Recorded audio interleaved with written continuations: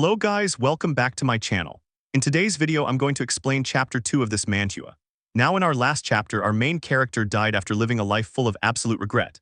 After tragically losing his mother and failing to achieve any of his dreams in the modern world, he suddenly woke up in a completely different reality, the brutal Murim world. He transmigrated into the body of a young man named Jo Hwi. Now after finally accepting his strange new life, chapter 2 rolls around to show us what living day-to-day in the Murim world is actually like. And honestly, it is not what you expect. It's not all about flying on rooftops, throwing energy blasts, or learning crazy martial arts.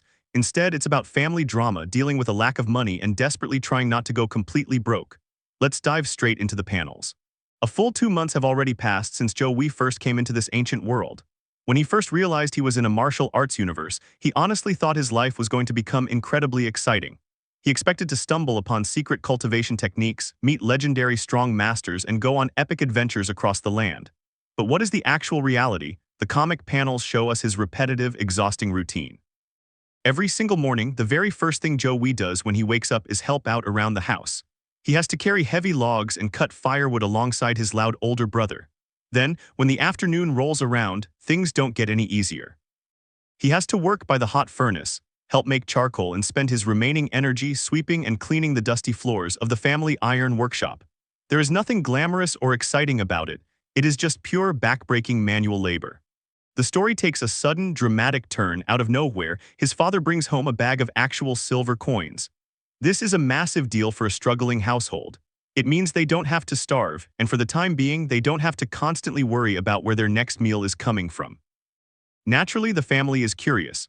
The mother looks up and asks the obvious question, where on earth did a poor blacksmith suddenly get real silver coins? The father hesitates for a moment, and then he reveals a heavy, terrifying truth. He looks his wife in the eye and says, "I borrowed 60 silver coins from a loan shark." The moment those words leave his mouth, the entire room goes dead silent. The cheerful atmosphere completely vanishes.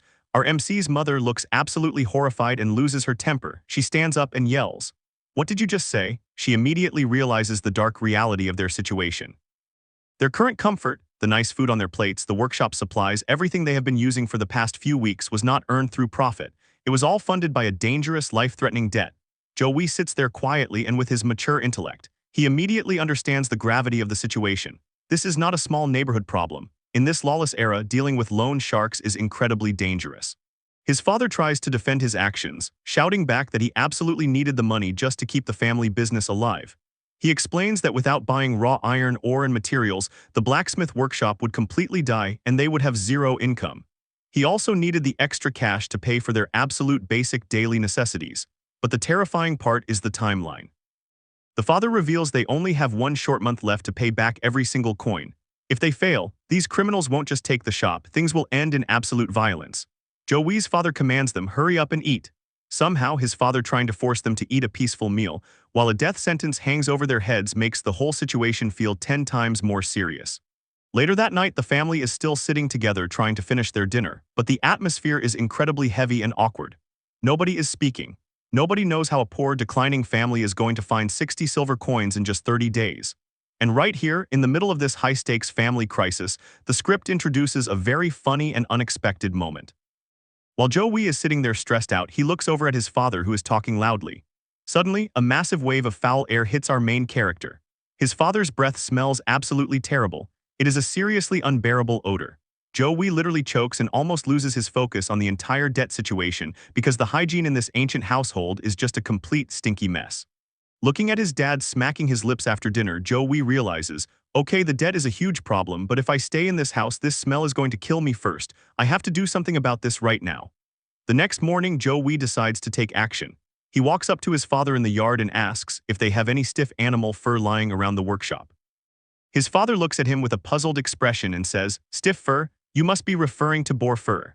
He informs Jo Hwi that their neighbor, Hunter Mo, has a massive supply of boar fur from his hunts, and since he has no use for it, he always gives it away completely for free. His father walks over to the neighbor's place and returns with a massive, heavy sack completely stuffed with raw boar fur. Originally, Jo Hwi only planned to make a few quick, crude toothbrushes, just for his immediate family members so he wouldn't have to suffer during dinner anymore. But when he opens the bag, he realizes there is an overwhelming amount of fur. Since he has nothing better to do with his free time anyway, he figures, why not? Let's just use all of it and build a whole bunch. He sits outside in the courtyard, carefully cutting pieces of wood into small handles, poking tiny holes into them, and tightly packing the stiff boar hair into the slots. It is a simple process that doesn't require any grand martial arts techniques, but it takes time. While he is outside working hard, his cute little sister Yon walks out into the yard, spots him surrounded by wood shavings, and asks, "Brother, what are you doing?" Jo Hwi doesn't want her getting sick in the chilly weather, so he looks up and says, "It's cold out here, go back inside." His little sister gets annoyed, lets out a loud ch, and walks back into the house with a hilarious, dramatic pout on her face. Jo Hwi just smiles, calls her a little rascal, and gets right back to work, determined to finish the entire batch. The next morning, Jo Hwi completes his very first prototype. He calls his father out to show him how to use this strange new device. His father looks at the wooden stick with animal hair on it like it's an alien object, completely confused. Jo Hwi puts his own toothbrush in his mouth and says, "Please try to follow after me." His father mimics his movements, puts the brush in his mouth and starts scrubbing his teeth carefully. He scrubs up and down, side to side, and then takes a cup of water to rinse everything out. The moment he spits out the water, his father stops completely. His face freezes, his eyes widen in pure shock, and he lets out a massive, dramatic shout of pure joy. He feels an unbelievable sensation of freshness that he has never experienced in his entire life. His mouth feels incredibly clean, the nasty taste is gone, and his breath is perfectly fresh. The father is completely blown away by this simple invention. He turns to his son, his face lit up with excitement, and shouts, "Oh, what is this freshness?" Jo Hwi smiles proudly, holds up his own brush, and says, "It's called a toothbrush. I invented it myself." And right there, seeing his dad's mind completely blown, a massive light bulb goes off in the father's head. He looks at the basket of extra toothbrushes, grins widely, and says, "Wait a minute, we could probably sell this to the public, right?" Jo Hwi's eyes gleam, and he replies that based on how amazing his father's reaction was, this product is absolutely going to hit a massive jackpot in the city. And just like that, instead of focusing on blacksmithing, their brand new family business officially begins. They waste absolutely no time. They pack every single handmade toothbrush into a wooden crate, and his father yells, "Let's hurry to the market, my son." Jo Hwi and his father step up and start loudly pitching the product to the crowd. They explain the concept of dental hygiene in simple terms, how it wipes away bad breath, keeps your teeth clean, prevents decay, and how incredibly easy it is to use every single morning. A massive crowd forms around their stall, completely surrounding them. People start waving their hands and throwing money, shouting, "I want one too, give me 2 of them." The family cannot believe their eyes. It is an absolute, undeniable jackpot. For the first time in months, real money is flowing into their hands. The panels show the father and son literally cheering and jumping in the air out of pure joy. In just 2 short hours, they managed to sell a whopping 250 toothbrushes. Since they priced each individual toothbrush at 2 iron coins, they made a grand total of 500 iron coins in a single afternoon, which is the exact equivalent of 5 shining silver coins. 5 silver coins in just 2 hours. The father is practically crying with happiness. He grabs Jo Hwi's shoulders and says, "My son, the materials to make this are just free fur, cheap wood, and basic adhesive, right? Let's hurry up and buy ingredients in bulk so we can make even more." They run back home, burst through the door, and excitedly explain the brilliant business idea to the rest of the family. Hearing the incredible news that they can actually clear their debt, their mother, Go Young, takes full command of the house. She gets everyone organized, and the entire family stays up all night long, working like a machine to manufacture toothbrushes in bulk. Their ultimate target is to create a massive batch of 3,000 toothbrushes. Jo Hwi sits down and calculates the numbers. If they manage to sell all 3,000 pieces and increase the market price just a little bit, then after subtracting the minor cost of raw materials, the family will walk away with a net profit of 80 silver coins. That is more than enough to pay off the loan sharks and completely save their lives. The comic skips forward another half a month. The family has successfully worked themselves to the bone and crafted the massive inventory. Jo Hwi and his father strap the heavy wooden crates onto their backs and confidently march back into the grand city market, ready to collect their wealth and clear their debt. But as the saying goes, the Murim world is a brutal place, and reality hits them right in the face. The very moment they step into the market square, the father's face completely drops. He breaks out into a cold, terrified sweat, his eyes wide with horror as he gasps, "How could this happen?" Jo Hwi looks over at the central market stalls, and his jaw drops. It turns out that good ideas do not stay yours for long in a world with zero regulations. Other greedy local merchants immediately noticed the Jo family's massive success 2 weeks ago, and they didn't waste any time. A massive, powerful merchant group known as the Manhwa Association has completely stepped in and plagiarized Jo Hwi's invention. They mass-produced thousands of copycat toothbrushes and completely flooded the market before the Jo family could even set up their stall. To make matters worse, because the Manhwa Association has huge factories, they are selling their stolen versions at a drastically lower price, just one single iron coin per brush.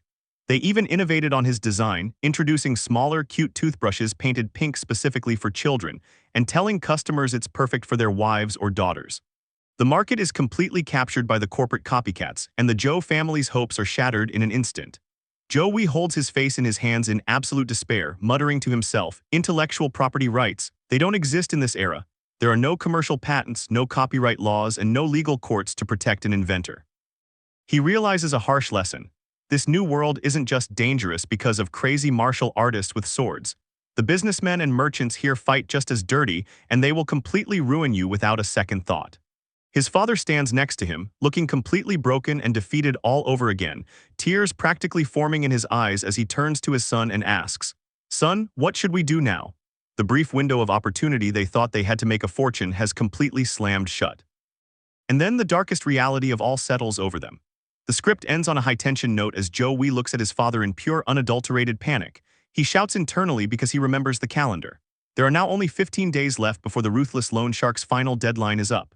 Their brilliant business is ruined, they have boxes of unsold inventory, they have zero profit, and the deadly debt collectors are still marching right toward their front door. And that is the gripping conclusion of Chapter 2. Our main character thought he could easily outsmart the ancient world with a simple modern toothbrush, but the cutthroat merchants of Murim just gave him a massive reality check. With only 15 days left on the clock and the loan sharks preparing to cut his family into pieces, Jo Hwi is officially backed into a dangerous corner. What do you think our hero will do next to escape this dead end? Will he find a way to beat the Manhwa Association, or will he have to resort to violence? Let me know your wildest theories in the comments down below. If you enjoyed this detailed breakdown, make sure to smash that like button and subscribe to the channel so you never miss Chapter 3. Thank you so much for watching, and I'll see you guys in the next video. Bye-bye.